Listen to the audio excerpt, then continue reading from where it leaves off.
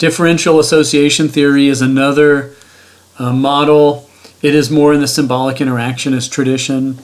And differential association theory, just quickly, emerges from Edward Sutherland in the 1950s. The model is what I think of it as kind of your parents' ideas about where deviance and delinquency comes from.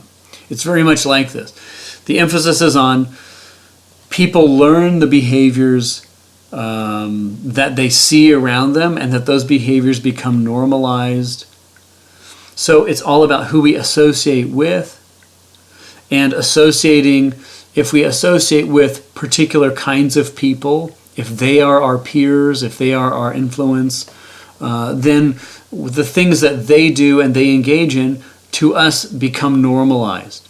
So if I have, let's just make something up. If I have parents that tell me don't steal, but then I see, my parent pocketing gum, as they walk through the store and then walking out with it, and and they say don't steal, but then you see your parent doing it, you can make a guess about what message that sends to a child.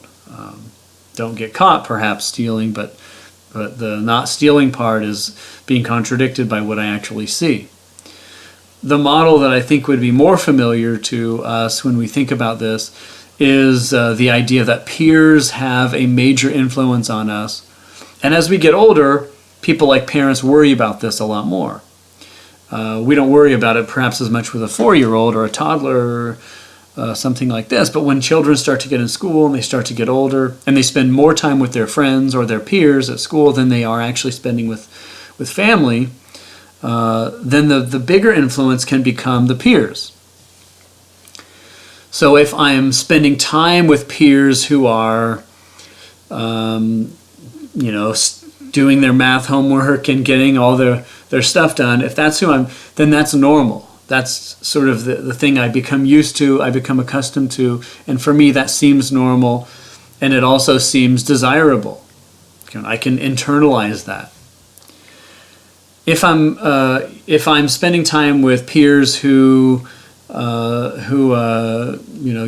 marijuana, let's just say, then even if I've heard, in my past, well, using marijuana is not good or something like this, it's a bad thing.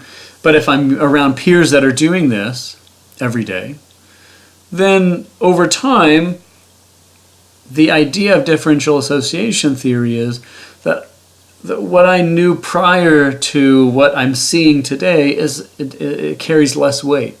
So sort of the weight of the peers goes up, the weight of the people I'm spending time with goes up, and the things that I learned in the past, that doesn't weigh as much.